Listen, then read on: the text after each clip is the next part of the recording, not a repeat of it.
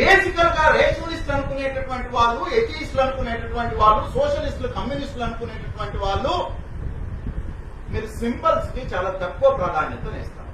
మీరు చాలా సింపుల్ గా వాడేస్తారు. But one need to understand from the ancient days of the human history the symbols plays very important role. The symbols plays very important construction of civilization. మనం Indus valley civilisation గురించి మాట్లాడుతున్నప్పుడు symbols గురించి మాట్లాడుతూ ఉంటాం. ఆ తర్వాత నువ్వు Sumerian నాగరికత గురించి మాట్లాడుతున్నప్పుడు సింబల్స్ గురించి మాట్లాడతాం.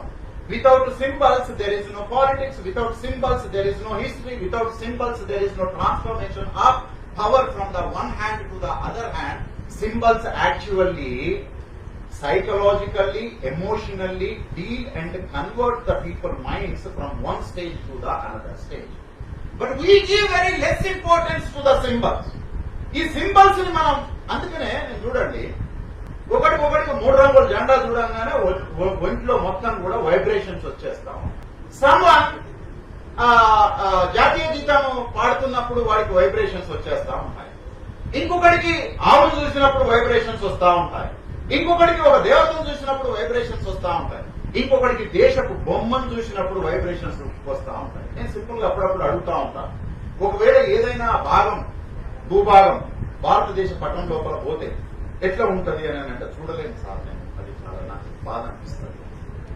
No, you see how human beings are emotional towards that geographical structure, how human beings are emotional towards the food, how human beings are emotionally bonded with the dress, culture, symbols, geography, language, linguistics, region, religion, any symbol.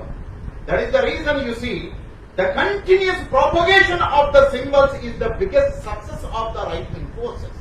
Without symbols there is no movement of the right-wing forces even from the 1915. అంతకంటే ముందు కూడా నేను ఉదాహరణ చెప్పాను. దానికంటే ముందు కూడా ఎట్లా కొన్ని రకాలైనటువంటి వస్తువుల్ని, ఎట్లా కొన్ని రకాలైనటువంటి మనుషుల్ని, ఎట్లా కొన్ని రకాలైనటువంటి ఆకారాల్ని, ఎట్లా కొన్ని రకాలైనటువంటి రంగుల్ని మనకు ఆపాదిస్తాం. నన్ను ఒక మిత్రుడు ఫోన్ చేశాడు, చావా సినిమా మీద నువ్వు మాట్లాడాలి, అప్పుడెప్పుడో 5-6 ఏళ్ల క్రితం నువ్వు మరాఠా ఛత్రపతి శివాజీ మీద నువ్వు మాట్లాడావు కదా, దాని తర్వాత చాలా పెద్ద ఎత్తున మిగతా వర్గాల లోపల కూడా చర్చ జరిగింది. And actually there are false notions among the Muslims, false notions among the socialist, Marxist student wings. అందరి లోపల ఒక ఫాల్స్ నోషన్ ఏముంది అని అంటే Shivaji is a represented for the particular Hindu religion అని అంటే ఇట్ ఈస్ నాట్ ట్రూ. మనము ఆ చరిత్రను అధ్యయనం చేయకపోవడం వల్ల మహాత్మా జ్యోతిరావు పూలే అక్కడికి పోయి శివాజీ రైతుల గురించి మాట్లాడాడు, శివాజీ స్త్రీల గురించి మాట్లాడాడు, శివాజీ జస్టిస్ గురించి మాట్లాడాడు అని శివాజీ బయటకు వచ్చి ఈ ముచ్చట మొత్తం కూడా చెప్పిన తర్వాత actually Tilak was not interested to talk about the Shivaji. Tilak ఏం మాట్లాడాడు శివాజీ గురించి ఒకసారి వెతకండి, దొరుకుతుందా? సావర్కర్ ఏం మాట్లాడాడు శివాజీ గురించి ఒకసారి వెతకండి, దొరుకుతుందా? మరి ఈ సావర్కరు ఈ తిలక్ ఎందుకు శివాజీ గురించి మాట్లాడలేదు? అదే సంస్థానం లోపల ఉండినటువంటి పూనా నగరం లోపల పుట్టినటువంటి ఈ బ్రాహ్మణ వర్గం అంతా కూడా వీళ్ళెందుకు శివాజీ గురించి మాట్లాడలేదు? తర్వాత 60లో 70ల తర్వాత శివాజీని నాట్ ఎగ్జాక్ట్లీ ద ఆర్ఎస్ఎస్, ఇప్పటికి కూడా ఆర్ఎస్ఎస్ శివాజీ గురించి మాట్లాడు. ఆర్ఎస్ఎస్ ని బిలీవ్ చేసేటటువంటి ఇతరత్ర ఫోర్సెస్ మాత్రమే శివాజీ గురించి మాట్లాడతాయి తప్ప వాళ్ళు మాట్లాడరు. They glorified that Ganesh rather than the Shivaji.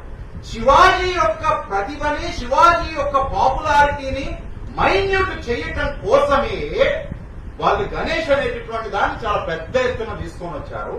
మనము శివాజీని వాళ్ళు మనకు ఒక తప్పుడుగా ఇంట్రడ్యూస్ చేసి చూపెట్టడం వల్ల we believe that Shivaji represents to a particular religion against to the particular religion అని మనం భావించాం. ఆ భావన నుంచి పూలే చరిత్రను అధ్యయనం చేసిండు, పూలే శివాజీ గురించి వాస్తవాన్ని ముందుకు తీసుకొని పెట్టిండు. కానీ మనం ఇవేవి అధ్యయనం చేయలేదు. వాళ్ళు చేసినటువంటి అధ్యయనాలు కూడా పుస్తకాల లోపల లేవు, వాళ్ళు చేసిన అధ్యయనాలు ఉద్యమాల లోపల లేవు, వాళ్ళు చేసినటువంటి అధ్యయనాలు ఎక్కడా లేకపోవటం మూలంగా actually we are misunderstood what actually the Shivaji contribution to the human beings rather than the particular religion. ఇట్లా ఇంకా అనేక రకాలైనటువంటి సింబల్స్ ని యూ కెన్ టేక్. నన్ను ఆ మిత్రుడు అడిగిన తర్వాత నేను ఏమన్నాను అంటే, మీరెప్పుడు ప్రోగ్రాం వాళ్ళు ఇస్తారు, మమ్మల్ని స్పందించమంటారు. కానీ మీ ప్రోగ్రామ్ ఇస్తే మీరు వాళ్ళకి ఫోన్ చేసి పలానో ఇట్లా అంటారు కదా, మీరు మాట్లాడండి అని మీరు అడుగుతారా? Yes, some time very recent back, sometime in Usmania University, student gave the program to Nagpur office, student gave the program to the VHP, student gave program to the BJP, ABVP, అన్ని రకాలైనటువంటి religious organisation ని challenge చేసేటటువంటి ఒక cultural movement ని ఉస్మానియా విద్యార్థులు వాడికి programme ఇస్తే వాడు ఆన్సర్ చేయాల్సిన స్థితికి వచ్చింది. So what is the program today? ఇప్పుడు వాడు ప్రోగ్రామ్ ఇస్తున్నాడు, అయ్యో మేము అట్లా కాదండి, అయ్యో మేము ఆ రకంగా అర్థం చేసుకోవట్లేదండి అని నువ్వు రిజైండర్ ఇవ్వాల్సినటువంటి పరిస్థితిలో నువ్వున్నావు. వాడేమో నీకు ప్రోగ్రామ్ ఇస్తా ఉన్నాడు. అయ్యో నేను అంత పాపం చేయలేదండి, దుర్మార్గం చేయలేదండి, దయచేసి మమ్మల్ని వదిలిపెట్టండి, క్షమాపణ కోరుకునేటటువంటి స్థితికి నిన్ను వాడు నెట్టేసేసి. All this is because of we are very unconscious and subconscious about the cultural symbols and the social movement. So కేవలం ఒకే రకమైనటువంటి మూస పద్ధతుల లోపల సింబల్స్ ఎట్లా మనుషుల యొక్క మానసిక స్థితిని, దేశం యొక్క అస్తిత్వాన్ని, మిలిటరైజేషన్ ని, మీడియాని, మైండ్ ని, రాజకీయాల్ని, సమాజాన్ని, ధర్మాన్ని, వీటినన్నింటినీ డిటర్మైన్ చేసేటటువంటి పద్ధతుల లోపల ఇవాళ సోషల్ మీడియా, నేను కూడా ఫస్ట్ లో ఒక వ్యాసం రాశాను. సోషల్ మీడియా అనే ఒక నెట్వర్క్ వచ్చిన తర్వాత మార్జినలైజ్డ్ వాని వాయిస్ చెప్పుకోవడానికి ఒక వేదిక దొరికింది అని అన్నా. ఏడుంది వేదిక? నువ్వు ఒక కామెంట్ చేస్తే ఇమీడియట్ గా నిన్ను బ్లాక్ చేసేస్తాం. కానీ వాడు కామెంట్ చేస్తే మనం చూడకపోయినా మన అకౌంట్ లోకి ఇట్లా ఓపెన్ చేస్తే సార్లు తక్కువ వచ్చేస్తా ఉంటాయి. నేను చాలా సార్లు బాధితులు. నేను ఆ పోస్ట్ పెట్టేటప్పుడు అనుకుంటాను, అబ్బా ఈ పోస్ట్ కనీసం ఒక 1000 మందికి రీచ్ అవుతుంది కావచ్చు, 3 కూడా రీచ్ కాదు. They use algorithm.